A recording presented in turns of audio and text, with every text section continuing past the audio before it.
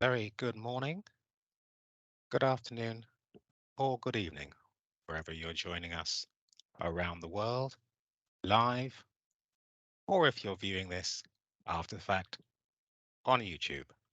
Welcome to SDIG Live. Today is Wednesday, the 22nd of March, 2023. And today, in conversation with Dr. Joseph Nwoye, founder and president of the Systemic Diversity and Inclusion Group, we have Dr. Lulu. Dr. Lulu is an award-winning author. She's a US Air Force veteran, a retired pediatrician, and life coach. Her life vocation, amongst a number of other professional pursuits, is working to end youth suicide by helping parents to accept and understand their LGBTQIA+ children. You are very welcome to connect with Dr. Lulu on LinkedIn. On Dr. Lulu's website is a wonderful quote. She says, "When I was 16 years old, I told my Nigerian father that I liked girls. He didn't yell. He didn't get angry at me. He did not disown me or make me feel bad and somehow inadequate. He did not say anything to make me regret what I had just revealed to him. Instead, he kindly told me his thoughts."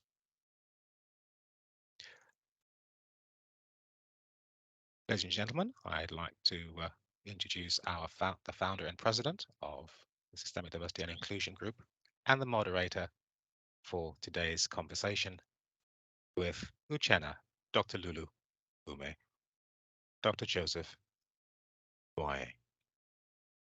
Dr. Nwoye, over to you, sir.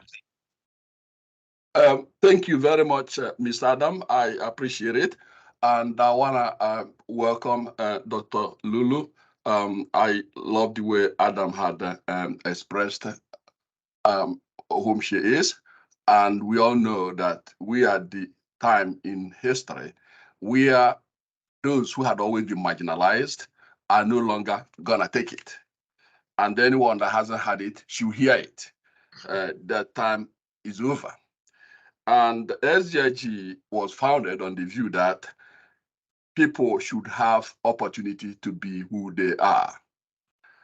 And the group provides safe, open, and inclusive engagement and awareness generation space. We foster individuals and groups learning through our posts, shared stories. It makes me to remember Adachi, who had, whose TED Talk had been everywhere, which the title I think was something along the line of the danger of a single story. And each and every one of us, has his or her own stories. Some people have opportunity to tell their stories. Some people don't have opportunity to tell their stories. And some of them are bad stories. Some of them are good stories. And the question becomes who decides. I was reading Dr. Harshi's book where he was talking about common curriculum, that if people get to learn common things of value, then people would understand the meaning of loving one another. And he framed it along the line of Declaration of Independence, which we kind of shaped and put instead of men, all men, we said all people. So I'm so glad that Lulu is here to add her voice to this important discussion. So without really going into too much, she has litany of achievements that are not very common. So I'm not gonna go into that one, but you are all welcomed to look into her work. She's able to communicate well. She's able to articulate who she is. She also able to write them up. So whichever channel that fits you, she provides you the opportunity to gain a deeper and broader perspective as to who she is. So, Dr. Lulu, you're welcome. Thank you. I wanna start by asking you, because as this environment where we explore ideas, shared experiences, values, and doing things in a way that it elevates not one person but all of us to a new and higher contour of knowledge acquisition, because with knowledge, we'll be able to expand and do greater things. But if we become ignorant based on whatever our culture may have imposed on us, we lose so much. So without going any further, I think I would like you to tell the community who you are. If you can take 7 minutes, if you want to take 10, please go ahead and do that. And talk about yourself. Tell the world who you are. Tell them why you are focusing on what you are focusing.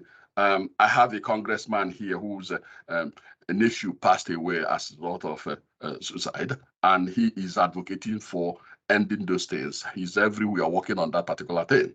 I'm sure he will embrace your perspective. So I would say for you to go ahead and tell us who you are. I think it's probably best to ask how much time you have, because if you give me a microphone, I will take up all the time. But thank you so much for the opportunity. Thank you for the space. I speak 9 languages fluently. So if you hear me break into Yoruba or French or maybe even Chinese or German, just roll with it. But since I'm in San Antonio, Texas, I'm going to start by saying muchísimas gracias de mi corazón, and bonjour for those who speak French, and Ndibayi Daluno for my Igbo family. I love that. I really appreciate the space. I want to say thank you to everyone who's taking their time to come and listen to me. I am a very, very passionate advocate and a very, very passionate and aggressive activist. So don't be fooled by my I don't know, anything at all you think about first impressions, because I'm a tigress when it comes to what I like and what I believe in. My own father says, he uses the word Herculean to describe me every time he talks about my achievements. He says, you have Herculean achievements. And my dad is a man of big words. I dabble in big words, and my eldest kid also is a person of ginormous words. So when we're playing Scrabble, it's a problem, you know? However, I was born, bred, buttered, and slightly burned in Nigeria, which is one of the most homophobic countries in the world, as well as one of the most religious countries in the world. So read between the lines. I am 50 plus years old, and very proudly so. I think 50 is the new 50. I am very thankful that I have come into all of myself now in my 50s. I used to give a lot of fucks, if that's even allowed on your show, but these days I ran out of fucks to give. So I could care less about what somebody thinks about being a Black woman, an immigrant, a physician, a mom, and an advocate for my child. There was a time when I would worry about, oh my God, I'm not going to say this, I'm not going to do this because I don't want such and such to think such and such. But now I know that everybody's going to think what they're going to think, and I'm also allowed to think what I want to think. And so I say what my brain offers me at any point in time. So I'm very, very, very excited about the conversation we're going to have today. It's about something that's very near and dear to my heart. I'm very proud of being myself and being my child's mother. And that's pretty much, that's the sum of it right there. So thank you. Well, you're quite welcome. And our audience, I believe, have seen a glimpse of, your work. 9 languages. Folks, how many of us can speak 3 languages? I say 3 because I can speak 2. So you can speak minimum of 3 because you're Nigerian. You definitely speak English. You most likely than not speak Igbo, and you speak broken English. Sometimes we underscore that. Broken English is a bona fide language on its own, and not everybody can speak it. So you, my friend, speak at least 3 languages that I know of. Without even asking you, I can tell that you speak those 3. So I love communicating. I love understanding people, and I love being understood. So when I realized that if I said assalamu alaikum by walking into the room when I have a mom in a hijab, I would help the mother realize that I am a good doctor and a friend, and she can tell me what's going on with her child. I said, you know what? Then I should learn Arabic, because that's what the woman understands. So I believe in speaking people's languages. If you meet them where you are, then you can take them to where they need to be. And so that's my original quote. So yeah. Amazing. You know, I never knew that I could even claim that I can speak 3 languages. So that's refreshing. Again, as I said earlier, when we engage with people, listen attentively, guess what? We learn things that will elevate us to a new and higher contour of knowledge that will enable us to do other things. The United States ambassador to Nigeria was actually speaking pidgin language, broken language, as Dr. Lulu said, using it to communicate to the public. Again, it fits into the narrative that we're going to be doing things based on what are characterized as human or consumer orientation, not what we think, but understanding the people we're trying to deal with and determine what is it that may be their needs and provide the type of services that will alleviate whatever their issues may be. It's no longer when people package things like industrial revolution and you hope that they're gonna take it. No, it's no longer the way. If businesses do what other people do, I'm an educational critic. I say, look at education in context of consumer orientation. But what you still have is industrial model of education. And that's why we damage so many people. They cannot succeed because they lack the foundational aspect of it. And those whom I consider ignorant with fixed mindset will say, oh, Black people don't do this. Oh, that's woman, women don't do this. But Dr. Lulu has shown us by example when she talked about things that make Muslim people to be happy. I know that Adam will be smiling when she made comments about that. And it takes a special person to understand those type of things among all human beings. And we may have a question on that as we move forward. All right. Dr. Lulu, I'm going to ask you a few questions and have the audience ask you a question because usually their questions are so important in the work we do. So the first question I would like to have to ask you is, you know, physicians are rare.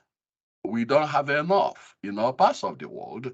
People in third world are saying that the Westerners kind of take all the brilliant ones and put them in their communities, and then we are lacking big time.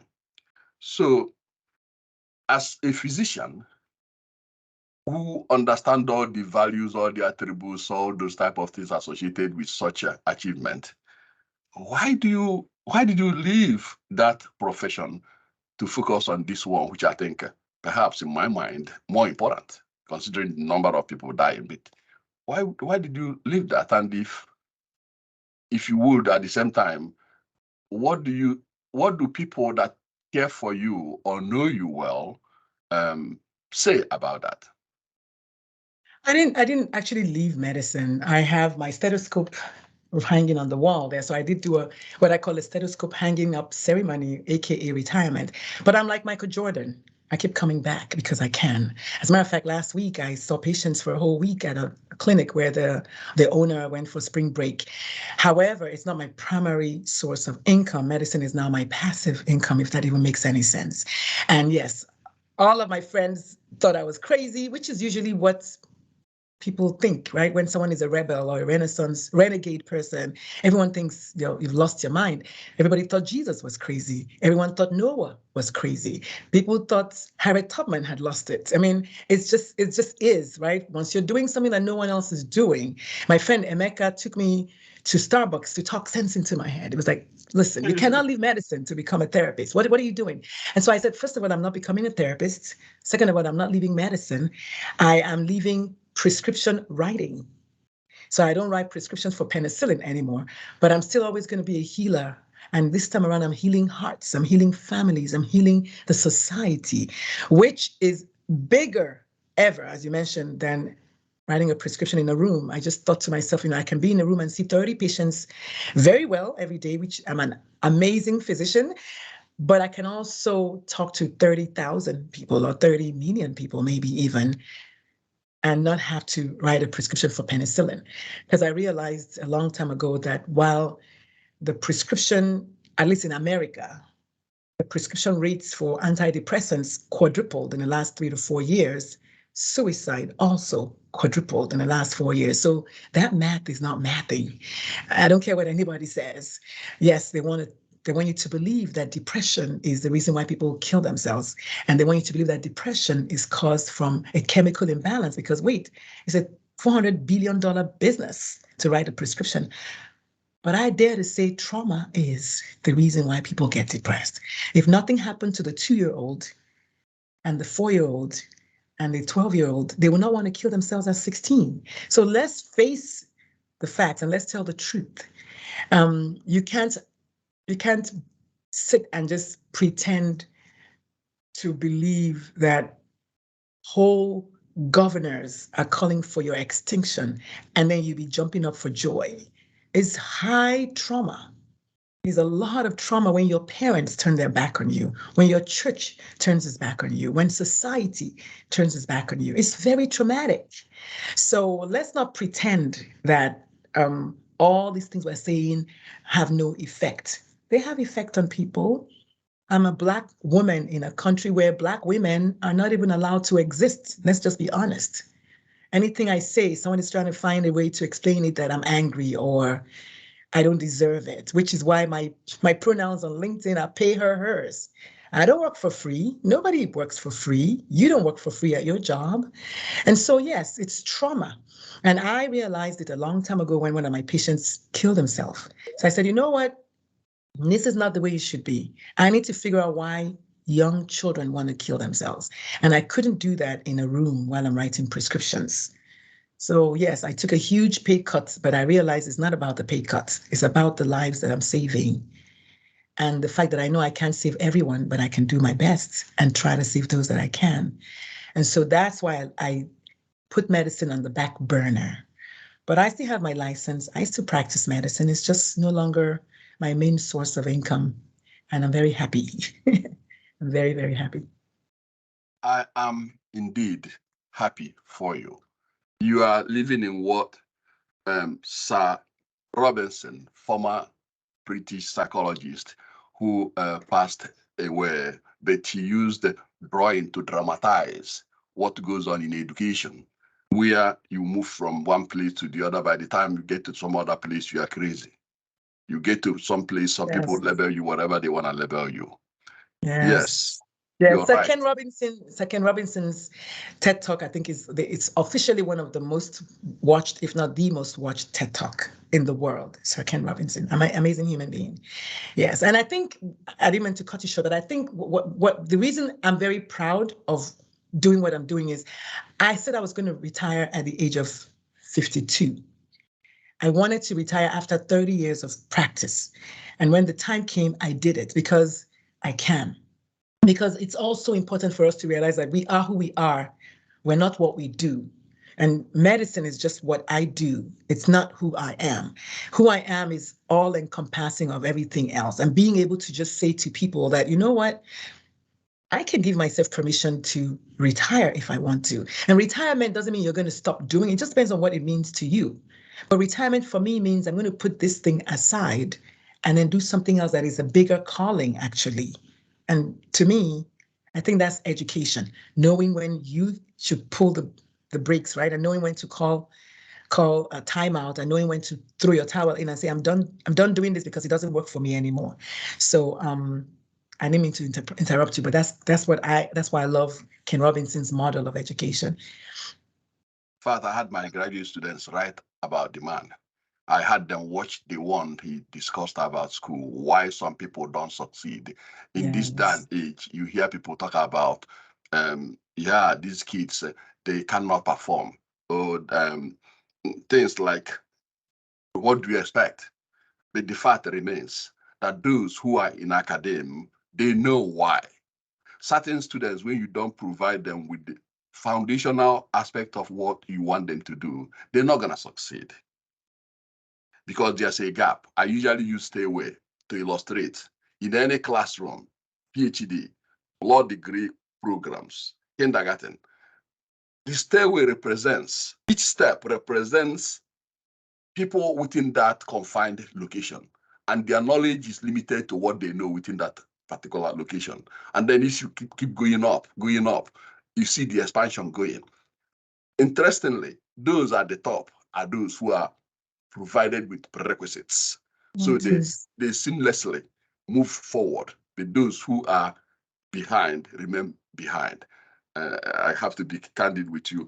That's where I disagreed with President Obama. I loved the man, but I didn't like his position and how he characterized, at least once I heard from him, characterized students who were doing poorly. The issue will be, what are they lacking?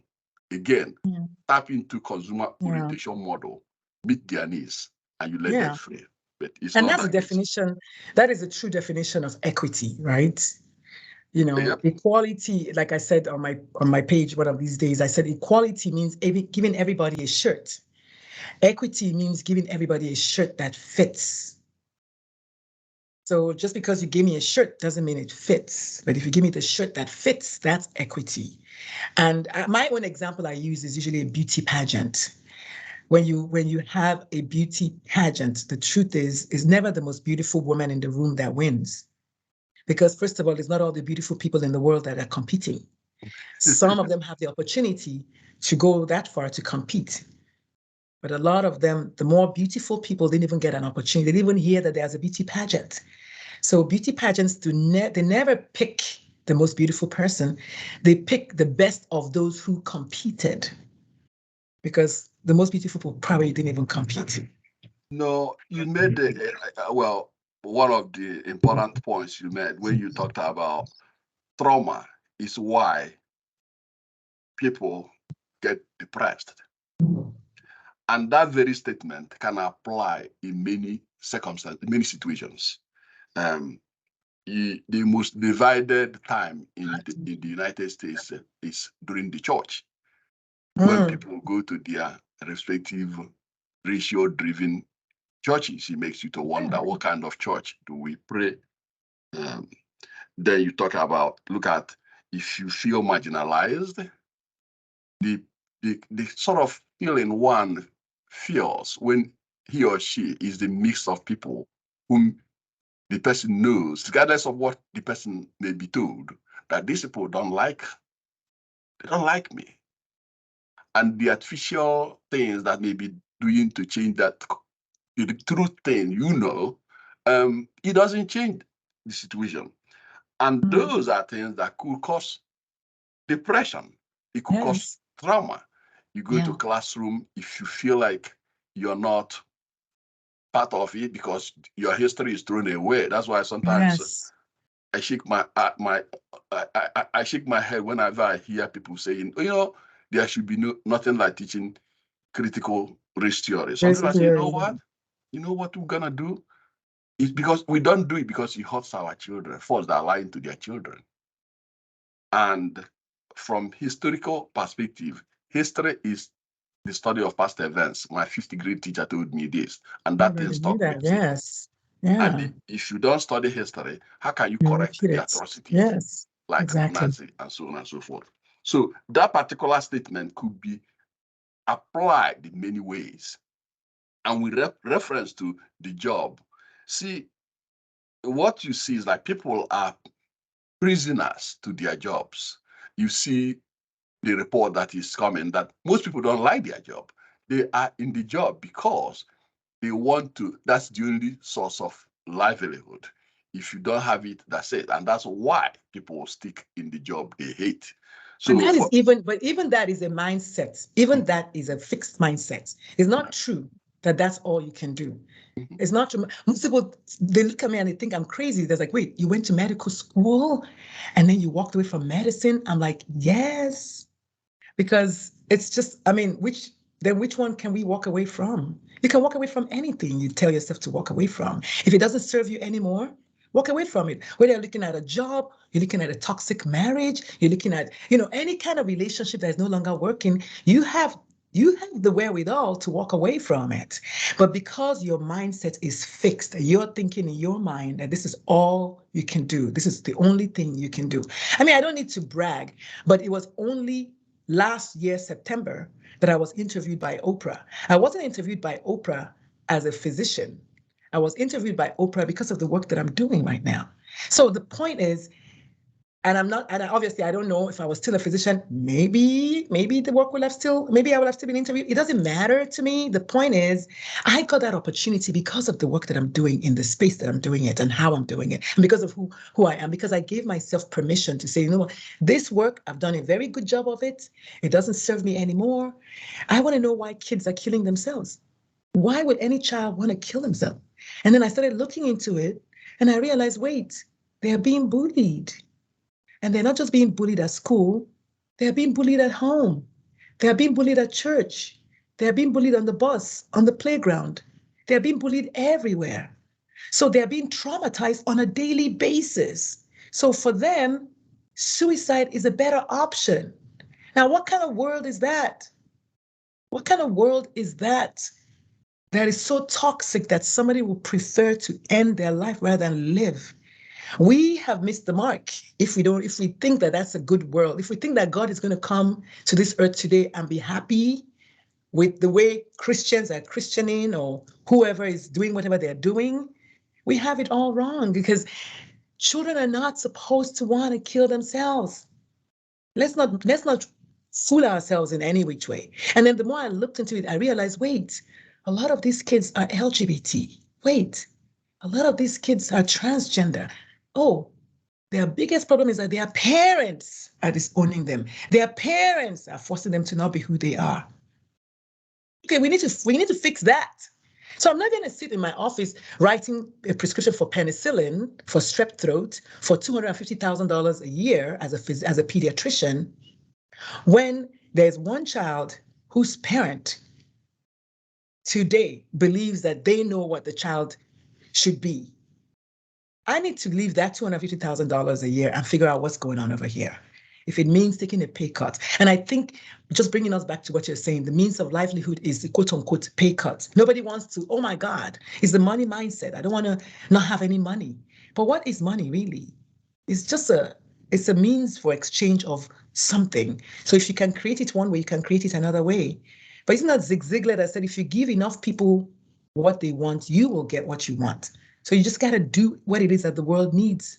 And that's what Jesus did. Jesus wasn't rich, but he was the biggest influencer of all time.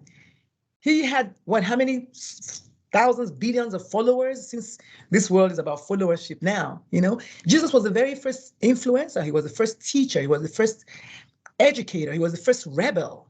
Jesus was not a conformist. There's nothing about the life of Jesus that was conforming. When he was 12, he told his mother, "What do you mean you're looking for me for 3 days? That's not my problem. Did you check my father's house? Did you figure out that I was going to be doing the work that I came to do?"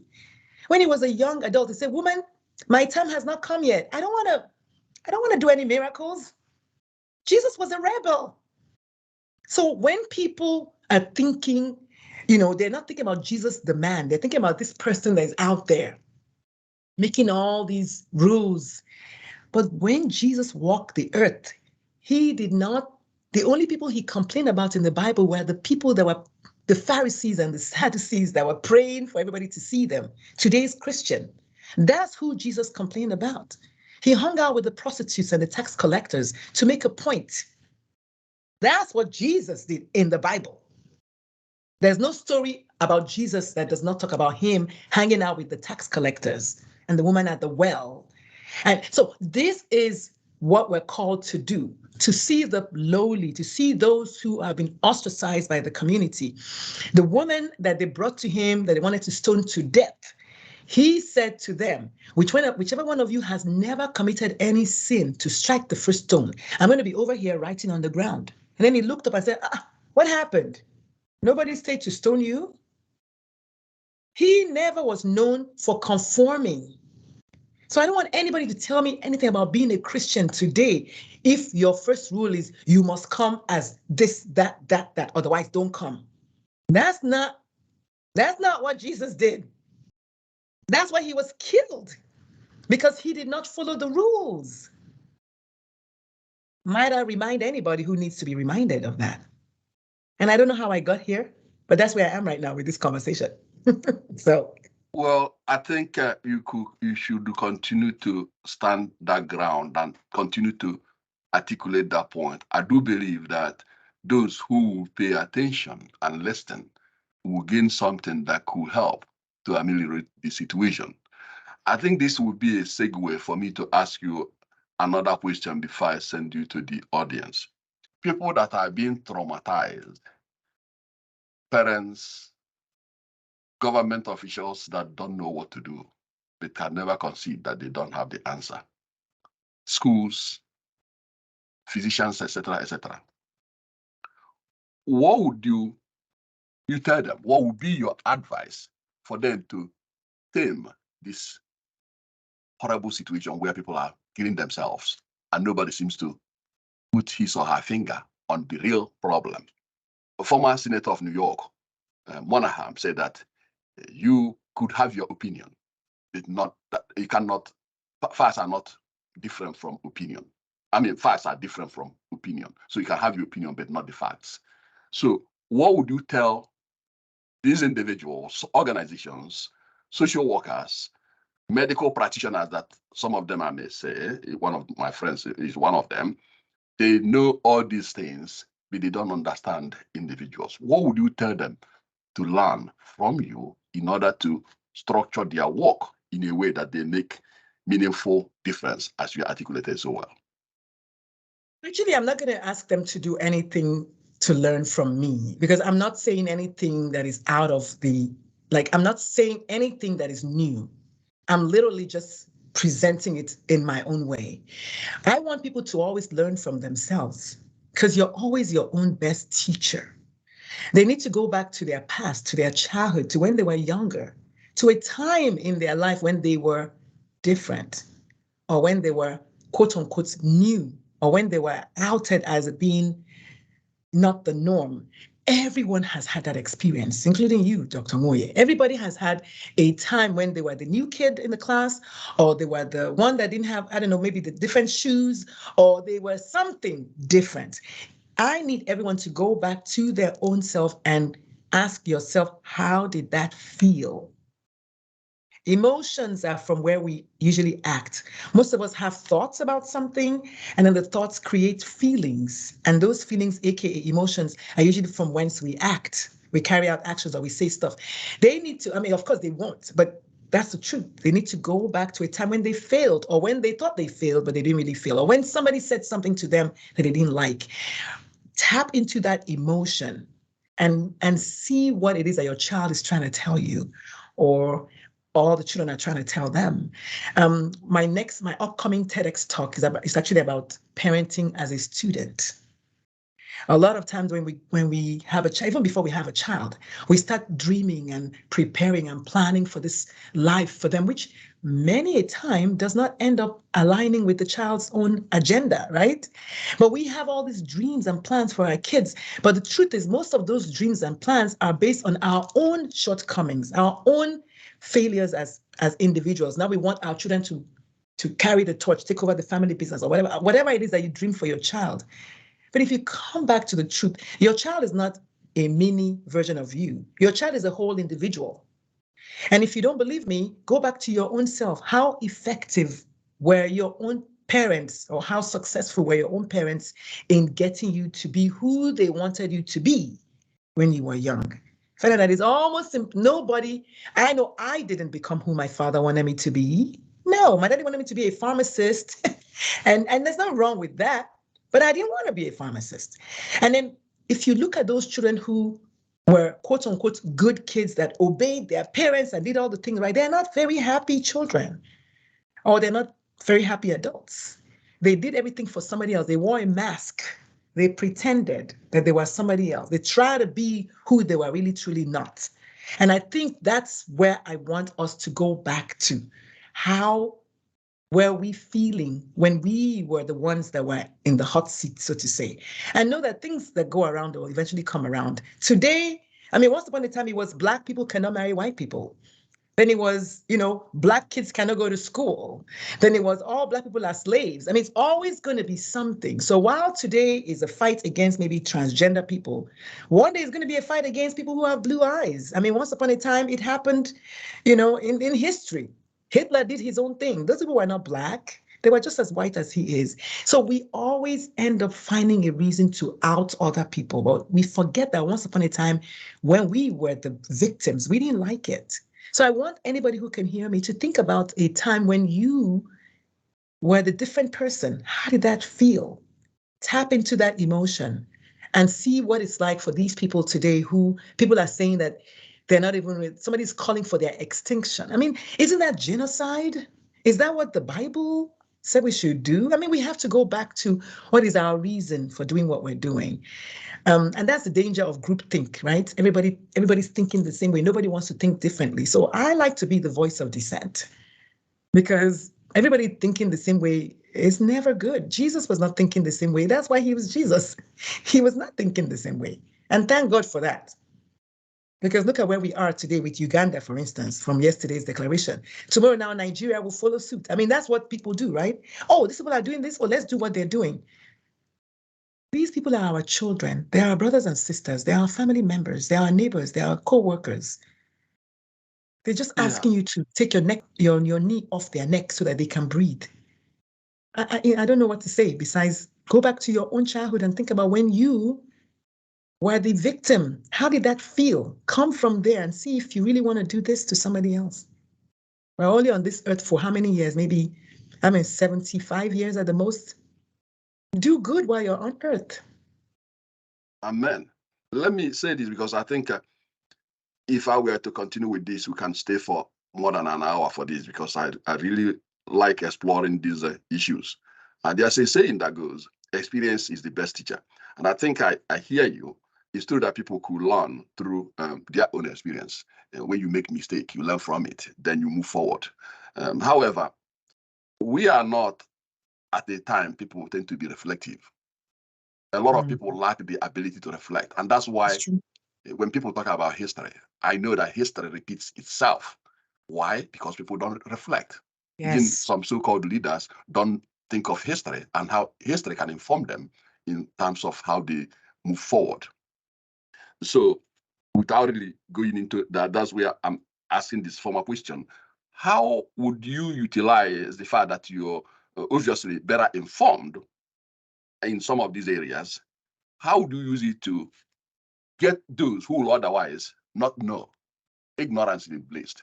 And if they don't know, they're not going to ever do better. But how could you use your knowledge base to expand that knowledge to reach more people so that those who are facing these traumas could be limited to a lesser number? Yeah, honestly, I'm not sure what to say because we have all been given the capacity to know right from wrong. I live in the state of Texas where we have 45 to 50,000 children today in foster care. This is a public information.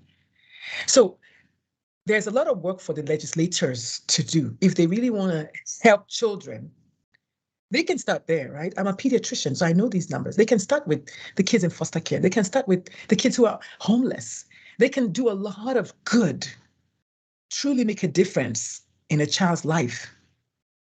But rather, they want to focus on, I don't know, gender affirming surgery. Let's put that out there because that's what everybody wants. But did you know, Dr. Nwoye, that the most people who get gender affirming surgery are cisgendered men? Most people don't realize that having a toupee is gender affirming surgery. Having lip injections of whatever they are injecting in their lip or breast enhancement or whatever, those are gender affirming surgery. Nobody's going to call it that. They call it a different name to hide what's behind.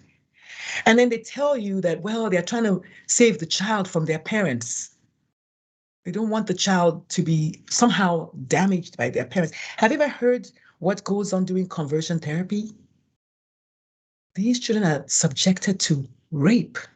They are being raped to correction. Did you know that? Most people don't know that. It's not common knowledge. On a daily basis, they are forced to correct them, because when they think about the LGBTQ plus community, the first thing they think about is sex. I mean, we're just going to come out and call a thing. That's the first thing people hear. When I tell people I'm bisexual, people hear promiscuous, but that's not what I said.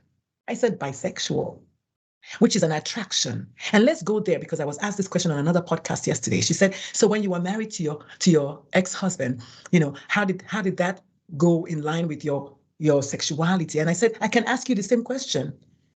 You're heterosexual. While you're married to your husband, how does that play into your sexuality? Are you busy looking around at other people? No, it's not monogamy. That's promiscuity. That's a different thing altogether. But people only hear what they choose to hear. Because when my child said, Mom, I'm not sure if I'm gay or not, I heard I'm not gay. That's what I heard, because that's what I wanted to hear. That's what I was preparing myself to hear. Yeah, go ahead. Let's go to the audience. Audience, please, whatever question you have, could you just raise your hand? Adam, could you monitor the audience and have them ask whatever question they may have? Please. Okay. Dr. Lulu, what do you think that the African nations, the Union, should do to stop these things that we keep doing to ourselves in terms of the laws that are being passed in Uganda? Do you think they have any power to stop this? Union, I didn't hear you. Your voice. Oh no, what I mean is, like, for instance, you know, like we have the EU comes together to tell another country, we don't like what you're doing. So if Hungary is doing something, the EU comes together. Similarly, we have a group in Africa, but I don't hear them coming out and saying to other members, what you're doing is not acceptable. What do you think about that? Well, it's not unacceptable to them.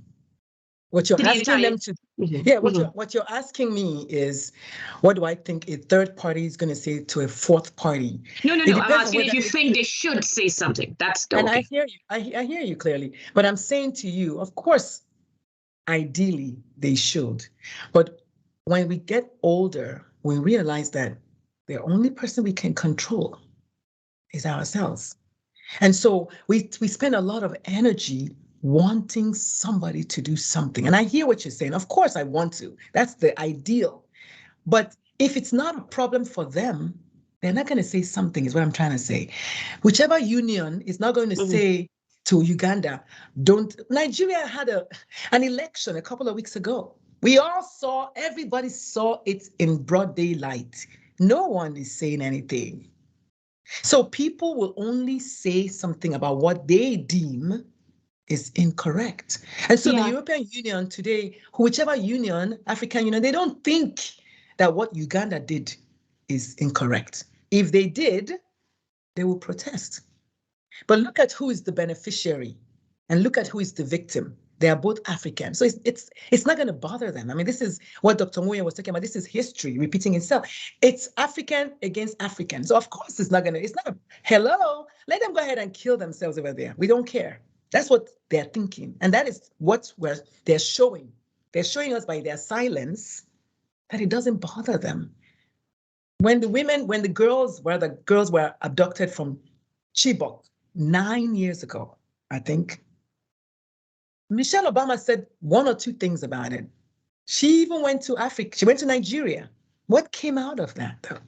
Again, these are African girls being abducted by Africans. It's not a problem. We're not a priority. No, go ahead. No, what I'm saying, though, I don't expect them to say anything. I really don't. But like when I was at the UN, what I said to them of the African nations, if we would stop waiting for the EU or for America or the West to get involved and start to do things ourselves, because we have the wealth. The wealth is there. Okay, if we band together, they literally rape and take what they want, and we keep letting them do it. You know, and that is what they look at. They look and see that we're not united. And because we're not united, they can control. I hear you, and I agree with you 110%. But also, we're talking about the LGBTQ plus community, who are today assumed to be the scum of the earth. Nowhere is safe for any LGBTQ plus persons, not in the Europe, not in the Americas, and definitely not in the African continent. So if there was a group of people that anybody will come to their rescue, it will not be these people, though, because of who they are. Because you can decide to quench fires how you want. You can quench fires in America. You can quench fires in Africa. I live in Texas. I'm busy trying to quench fires in my neighborhood, where the governor has said it's okay for somebody to have citizens arrest of me because I affirm my child. So with all due respect to you, and I appreciate your question, for me as an individual today, I just want my kid to come home. I wrote this book during the lockdown because somebody called the police on my 3 children while they were exercising in the neighborhood. My neighborhood where they've grown up for the past 10 years. Somebody called the police and the police came and escorted them home. For me as an individual, as my children's mother, and as I guess at this point, as an ambassador of my father, my primary problem is my child coming home today because she's transgender in the state of Texas. My son, who is not a transgender person, who went to high school, but he's 6'2" and has dreadlocks. I love the boy. But somebody will see him and say, you know what? You need to die today because you're Black. I mean, so many fires to quench. So I have to pick the fires that I can quench. And those are the motherly fires. And almost without sounding like I don't care about Uganda, I'm going to have to let Uganda take care of Uganda because they know what they're doing.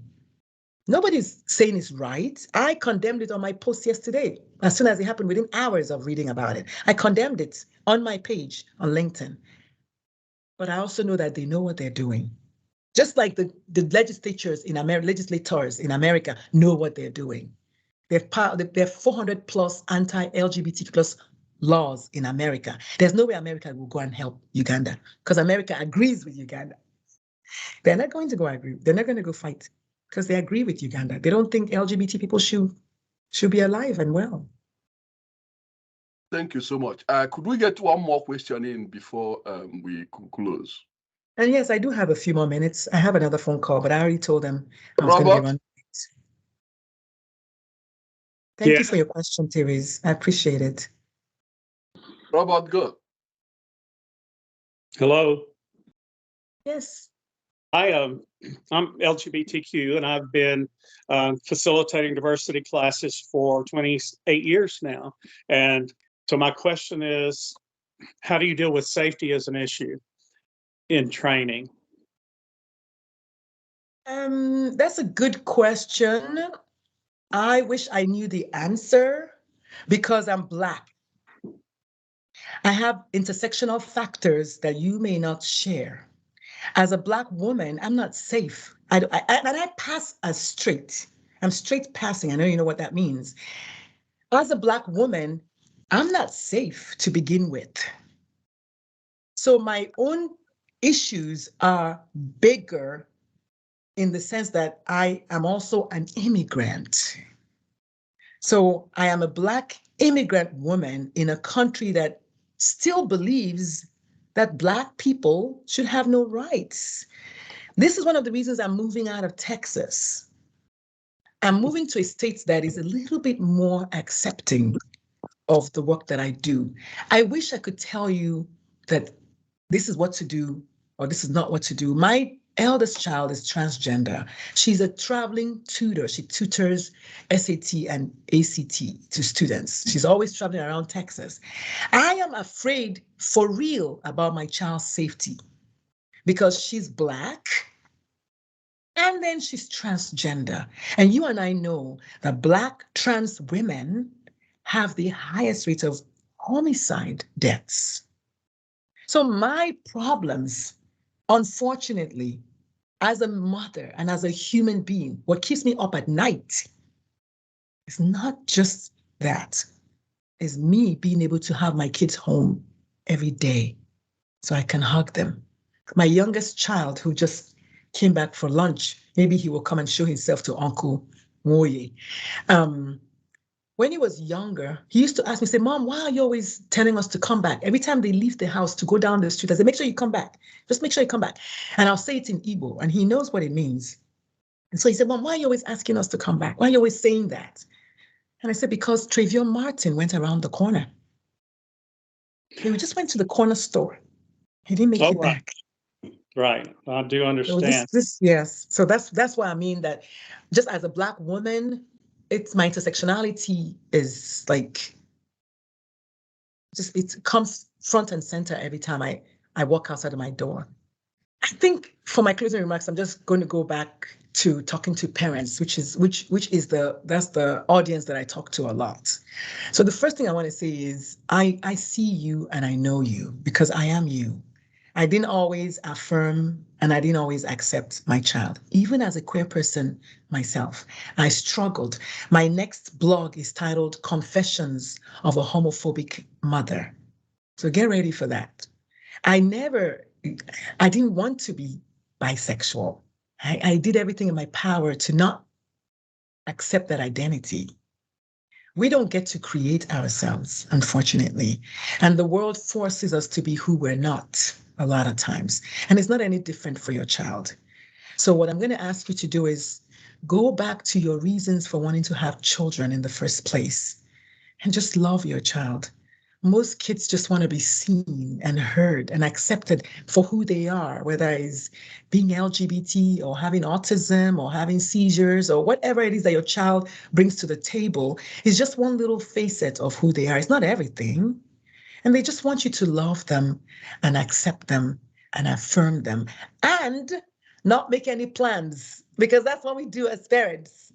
We plan for our kids. We have dreams for our kids, and that's okay, except a lot of times the child's dreams are different.